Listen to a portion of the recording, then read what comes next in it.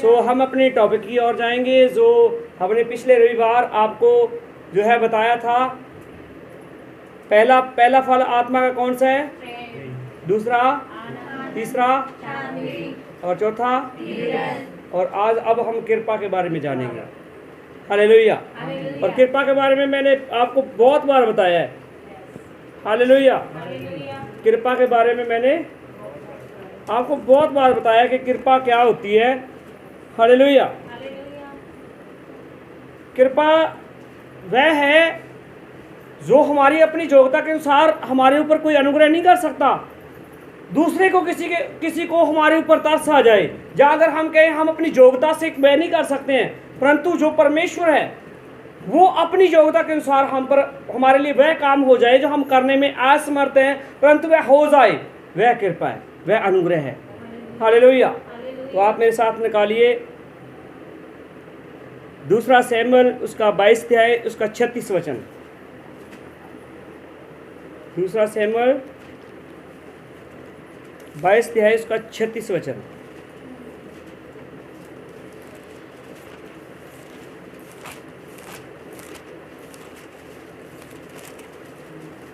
Hallelujah.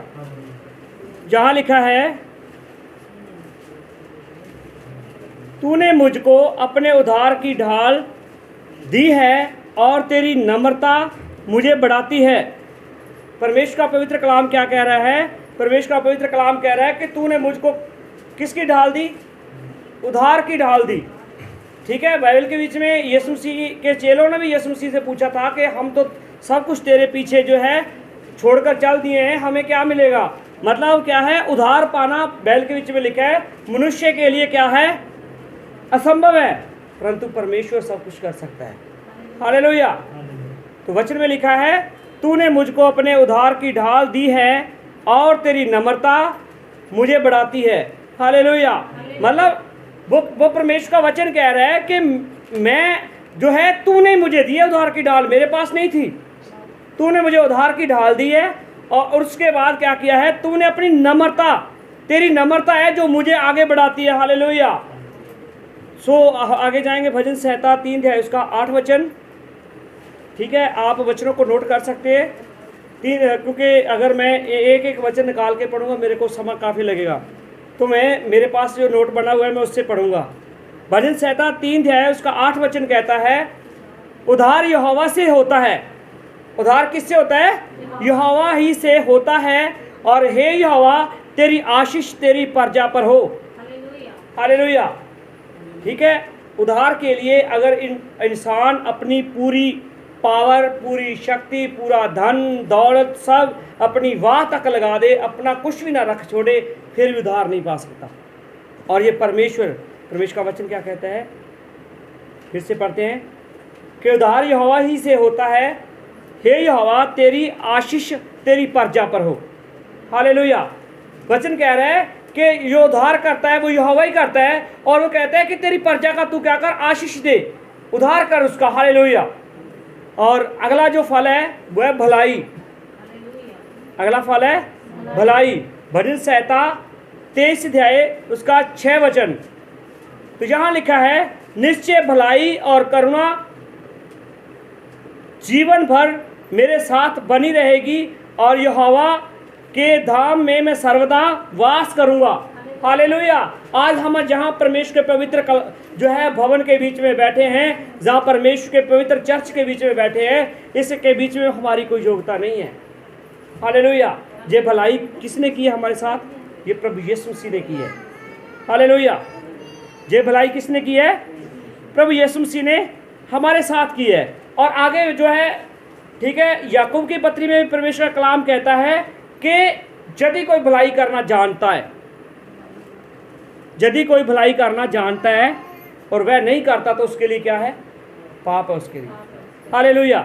और यहाँ कहता है, निश्चय भलाई और करुणा जीवन भर मेरे साथ बनी रहेगी, और मैं यहोवा के धाम में सर्वदा वास करूँगा। हालेलुया। कितना सुंदर वचन है कि अगर परमेश्वर मेरे साथ भलाई करेगा और मेरे जीवन में करुणा करेगा, तो क्या है? मैं परमेश्वर के साथ साथ जो मेरे साथ जो भलाई और उसकी करुणा बनी रहेगी। तो आगे कहता है, मैं परमेश्वर के पवित्र धाम में सर्वदा वास करूँगा। हालेलुया। और भजन संहिता 51 अध्याय उसका 1 वचन 51, हे परमेश्वर अपनी करुणा के अनुसार मुझ पर अनुग्रह कर, अपनी बड़ी दया के अनुसार मेरे अपराधों को मिटा दे। हालेलुया।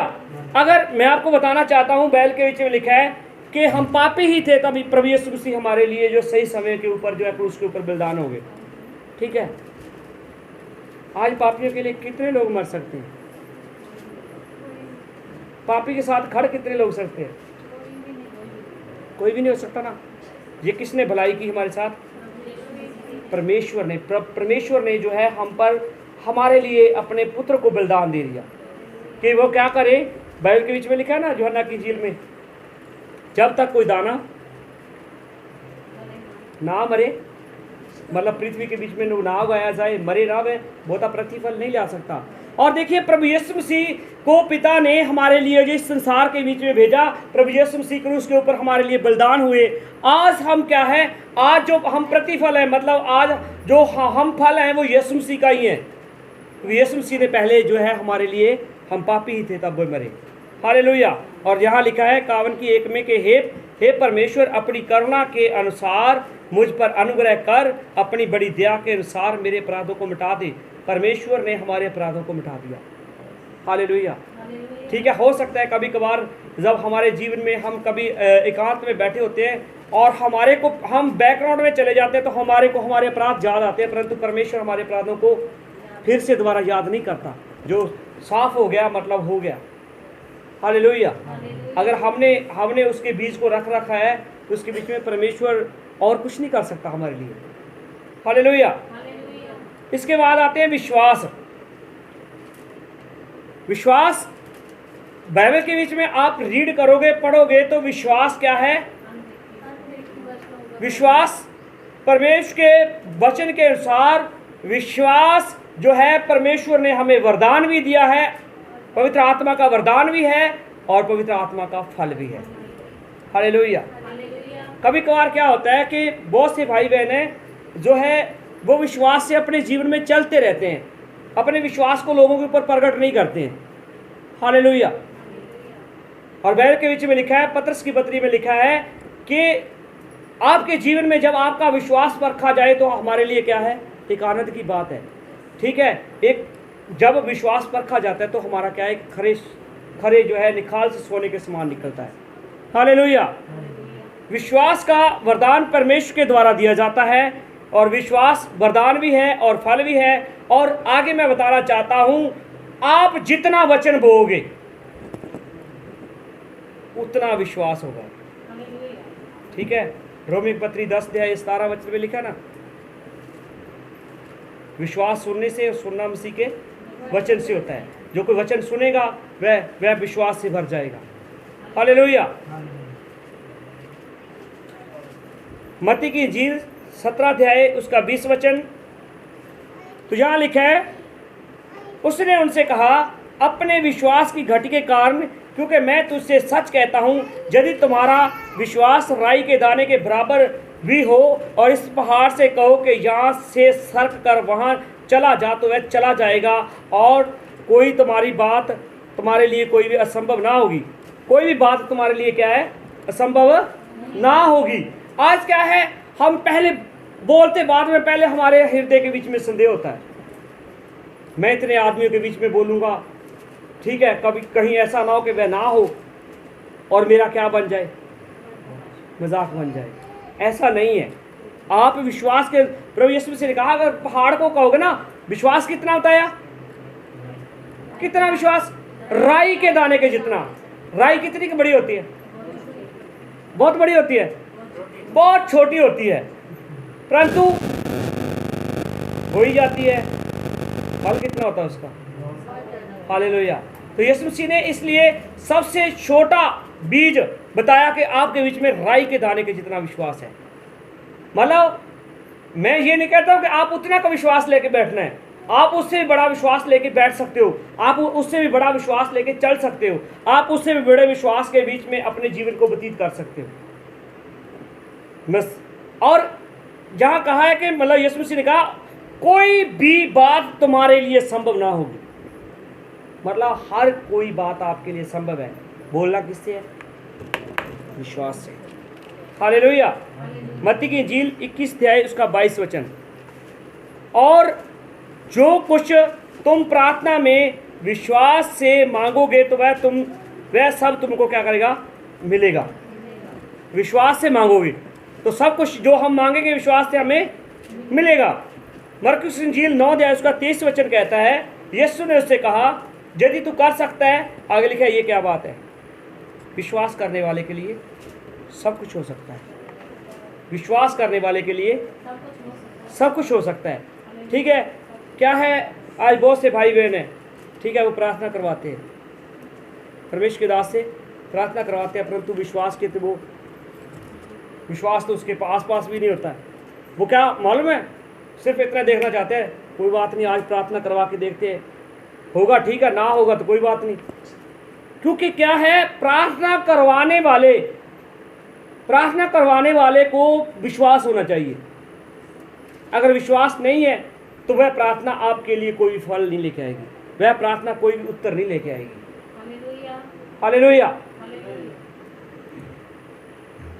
आगे मरकुस की इंजील 11 अध्याय उसका 24 वचन कहता है, इसलिए मैं तुमसे कहता हूं कि जो कुछ तुम प्रार्थना में मांगो प्रतीत कर लो कि तुम्हें मिल गया है तो तुम्हारे लिए हो जाएगा।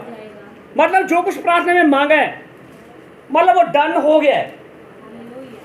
आज मालूम है, घर से तुरते हैं, चलते हैं, देखते हैं काम बनेगा कि नहीं बनेगा। आप पहले बोल रहे हो नहीं बनेगा कि नहीं बनेगा, आप बोलो मैं जा रहा हूँ काम बनेगा तो बनेगा। अगर आप बोल रहे हो कि नहीं बनेगा तो वो नहीं बनेगा। घर में आके मेरे पास सारा कुछ तो था, मालूम नहीं क्यों नहीं बना। क्योंकि आप अपने जीवन के बीच में जब घर से चलते हो तो आपके बीच में पूरा दृढ़ विश्वास नहीं है। दृढ़ विश्वास बनाना है अपने बीच में। विश्वास सब कुछ कर सकता है। प्रभु यीशु मसीह ने कहा ना कि इसलिए मैं तुमसे कहता हूँ कि जो कुछ तुम प्रार्थना करके मांगो तो प्रतीत कर लो, मतलब विश्वास कर लो कि मिल गया है तो तुम्हारे लिए हो जाएगा। अगर हमने प्रतीत नहीं की है, प्रार्थना कर लिया, प्रतीत नहीं की है, कुछ भी नहीं होगा। ठीक है, नम्रता के बारे में जाएंगे आगे। नम्रता विश्वास से आती है। नम्रता विश्वास से आती है। जब आप विश्वास में मतलब परमेश्वर के साथ साथ चलना जो है व्यतीत करोगे, तो मैं बताना चाहता हूँ, ठीक है, हम जब विश्वास में बढ़ते गए, लोग आपके बारे में मालूम क्या कहेंगे? इसको बहुत गुस्सा आता था, ये बहुत झगड़ता था, ये तो बहुत लड़ाई करता था, अब चेंज हो गया, मालूम नहीं ये क्या खाता है, मालूम नहीं ये कहाँ जाता है, मालूम नहीं ये क्या पीता है। हालेलुया। एफिसियों की पत्री उसका 4 अध्याय उसका 1 से 2 पद।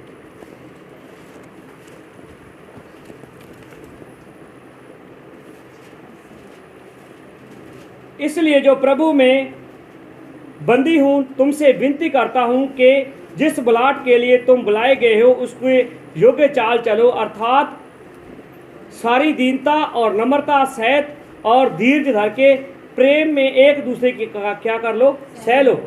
प्रेम में एक दूसरे की सह लो, नम्रता सहित।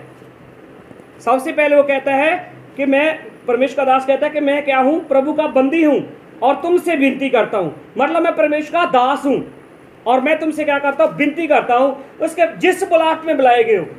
आज बहुत से भाई बहन उनको ये नहीं मालूम है प्रभु यीशु मसीह ने हमें किस लिए बुलाया। ठीक है, हम शादी विवाह में जाते हैं ना, मैरिज में जाते हैं, और हमें कोई कहता है तुम ये काम कर, ये कर, तू ये कर, कहता है, परंतु हम अपने आप करते हैं ना। अगर किसी के शादी हुआ, विवाह हुआ, जब कोई शोक का स्थान है वहाँ हम जाते हैं, हमें कोई नहीं कहता कि तू ये काम कर, हमें अपने आप दिख रहा है कि मैंने ये काम मैं कर सकता हूँ, मैं ये काम कर सकती हूँ, मैं उसके साथ मिलके ये कर सकता हूँ। करते कि नहीं करते? तो इसलिए वो कहता है कि क्या है, तुम्हारी जो बुलाहट के लिए बुलाए गए हो। यीशु मसीह ने जब हमारे को बुलाया, हमारे लिए कोई न कोई बुलाहट है। ऐसा नहीं है कि आपको इतने बड़े संसार में से बुला लिया कि केवल इकट्ठी करना है। इकट्ठ करने के लिए नहीं बुलाया आपको, आपकी बुलाहट है, और उस बुलाहट में जो बुलाए गए हो तुम उसके क्या चलो, योग्य चाल चलो। मतलब ये है कि परमेश्वर क्या चाहता है हमसे, ढूंढिए अपने जीवन में क्या चाहता है मेरे से, मैं क्या कर सकता हूं, जहां मैं किसके योग्य हूं, जहां मेरे में क्या काबिलियत है। मैं क्योंकि क्या है, आज बहुत से भाई बहन बोलते हैं मेरी आवाज़ अच्छी नहीं, मैं सॉन्ग नहीं गा सकता, मेरी आवाज़ अच्छी नहीं, मैं बोल नहीं सकता। जहाँ बहुत से भाई बहन बोलते हैं कि मेरे को गाना नहीं आता, मेरे को तर्ज नहीं बनानी आती है। कोई बात नहीं, आप और काम कर सकते हो, वो तो आता ही नहीं है। और काम आप परमेश्वर की जो है परमेश्वर का पवित्र भवन है, परमेश्वर की पवित्र कलीसिया है, इसके बीच में हमारे लिए बहुत से काम है। आप प्रार्थना कर सकते हो, कोई मूल्य नहीं लगता उसके बीच में, ठीक है। आप व्रत रख के परमेश्वर के जो है पवित्र कलीसिया के लिए प्रार्थना कर सकते हो, कोई उसके बीच में आपका पैसा नहीं लगेगा। हालेलुया। आप दृढ़ होंगे और दूसरों को भी दृढ़ करेंगे। हालेलुया। आगे लिखता है कि अर्थात दीनता और नम्रता सहित धीरज धरकर प्रेम से एक दूसरे की सह लो। अब ये बात कठिन है, ये बात कठिन है, सहनी नहीं है हमने किसी की। मैंने तो मेरे बाप की नहीं सही, मैं तेरी क्यों सह लूं, ऐसा नहीं है। जब आपका उसके साथ प्रेम होगा ना, आपके एक समय वो थप्पड़ ही मार देगा ना, तो आपको लगेगा कोई बात नहीं, उसकी कोई मजबूरी नहीं है, क्योंकि आपका उसके साथ प्रेम है ना। ठीक है, बाइबल के वचन लिखा है ना कि जो तुम्हें डांटता है वो तुमसे प्रेम करता है।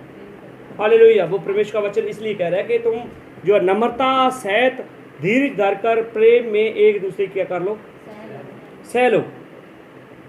बस यही बात है जो हमारे लिए कठिन है, सहना। ठीक है, परमेश्वर से मांगिए कि परमेश्वर मेरे में नम्रता हो। अगर मेरे को कोई बुरा भी कह दे तो मैं उसकी सुन लूँ, कोई बात नहीं है। क्योंकि आपको बुरा कहने से, मैं आपको बताऊं, घोड़े को गधा कहने से वो गधा नहीं बन जाएगा, वो घोड़ा ही रहेगा। और जो परमेश्वर के लोग हैं, परमेश्वर की कलीसिया है, उसके ऊपर चाहे कितने भी कोई दोष लगाए, परमेश्वर जानता है कि आप क्या हो। हालेलुया। परमेश्वर जानता है। इसलिए हम क्या है, छोटी छोटी बातों को लेके बैठ जाते हैं। ठीक है, परमेश्वर से मांगिए, परमेश्वर मेरे में नम्रता हो। वह नम्रता, आप जब नम्रता में चलोगे, आपकी जो के चाल होगी, ठीक है, तो क्या होगा, आप एक दूसरे की सह भी लोगे। हालेलुया। कलीसिया की पत्री उसका 3 अध्याय उसका 12 वचन, कलीसिया की पत्री 3 अध्याय 12 वचन, यहाँ लिखा है, इसलिए परमेश्वर के चुने हुओं के समान जो पवित्र और प्रिय है, बड़ी करुणा और भलाई और दीनता और नम्रता और सहनशीलता धारण करो। क्या करो, क्या धारण करो? सबसे पहले वो कहता है, इसलिए परमेश्वर के चुने हुओं के समान। हालेलुया। चुने हुओं के समान क्या करो? पवित्र। पहला नंबर पवित्र, दूसरा और प्रिय मतलब उसका प्रिय मतलब प्यारा, उसके बाद करुणा मतलब परमेश्वर की दया, उसके बाद भलाई, उसके बाद दीनता और नम्रता और सहनशीलता को धारण करो। कितनी बातें हो गई, ठीक है।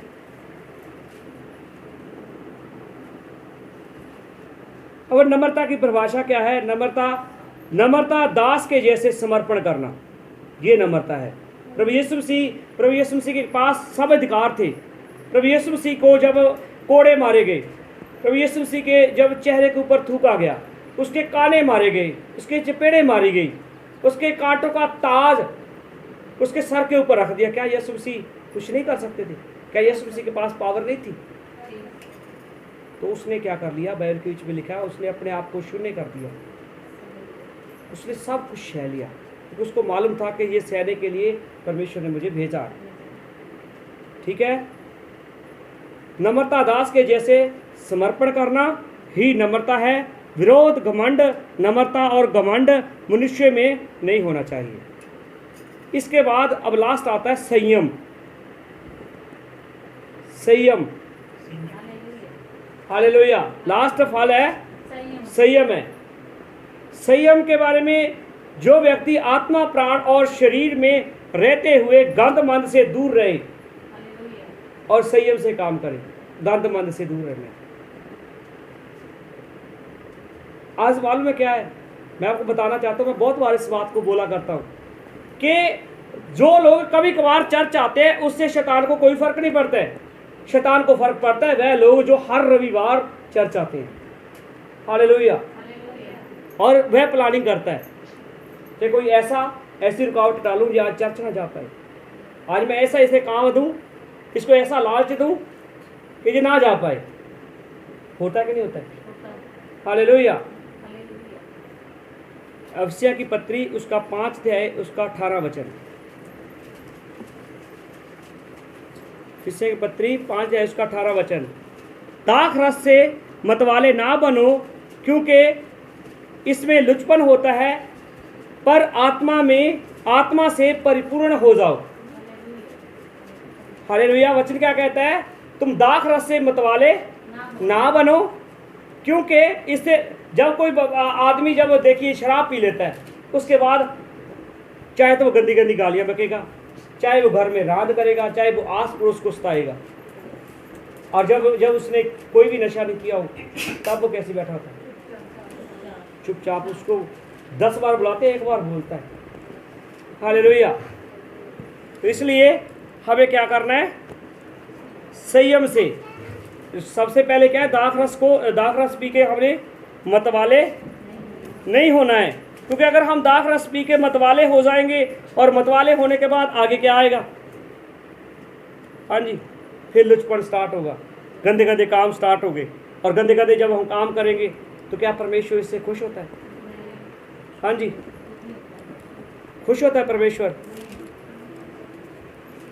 परमेश्वर कभी भी नहीं चाहता कि परमेश्वर के पवित्र लोग हैं उनके बीच में धांधली हो, जहाँ उसके बीच में कोई गंदे काम हो, जहाँ वो ऐसी गंदगी में कभी ना चला जाए। प्रभु यीशु मसीह ने, प्रभु का वचन कहता है, पत्रस की पत्री में पत्रस कहता है कि परमेश्वर ने हमें किस के लिए बुलाया है? परमेश्वर कहता है मैं पवित्र हूँ, तुम अपने आप को पवित्र करो। जो है पहला पत्रस उसका 4 अध्याय उसका 7 वचन। 4 अध्याय 7 में लिखा है, सब बातों का अंत होने वाला है, इसलिए संयमी होकर प्रार्थना के लिए सुचेत रहो। मतलब सब बातों का परमेश्वर का दास क्या कह रहा है? अंत होने वाला है। और जब जो है ये लिखा सब बातों का अंत तुरंत होने वाला है, मतलब जब वो अंत करेगा इन बातों का, जब उनके पास उसको कोई समय नहीं लगेगा, उसको कोई भी समय नहीं लगेगा। तो अगर जो अंत करेगा, इसलिए कहता है कि संयमी होकर, मतलब आप वह अंत को देखकर, जहाँ बुरे बुरे काम जो संसार के बीच में हो रहे हैं उनको देख के घबरा मत जाना। प्रभु यीशु मसीह का इन बातों का होना अवश्य है, इन बातों का होना अवश्य है। दूसरा पत्रस उसका 1 अध्याय उसका 6 वचन, बस हमारा लास्ट वचन है। यहाँ लिखा है समय पर संयम और संयम पर धीरज और धीरज पर भक्ति। हालेलुया। क्या कहता है?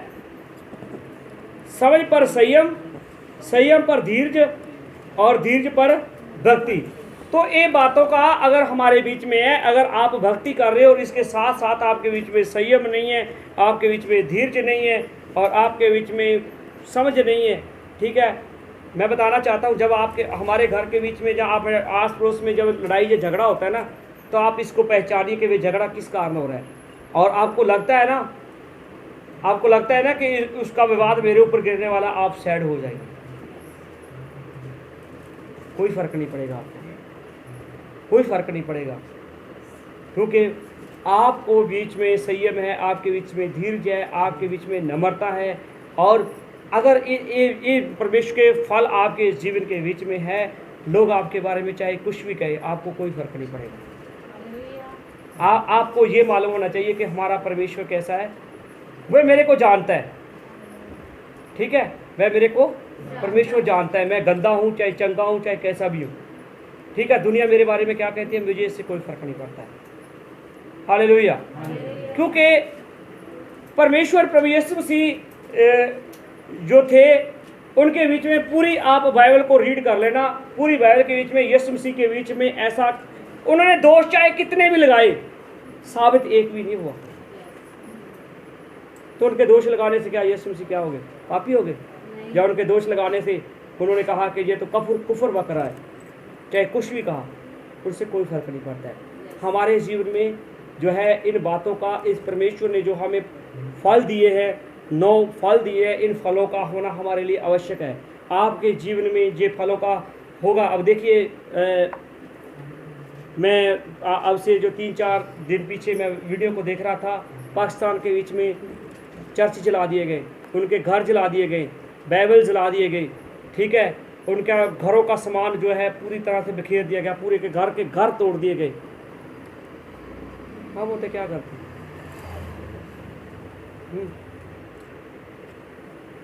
बोलिए।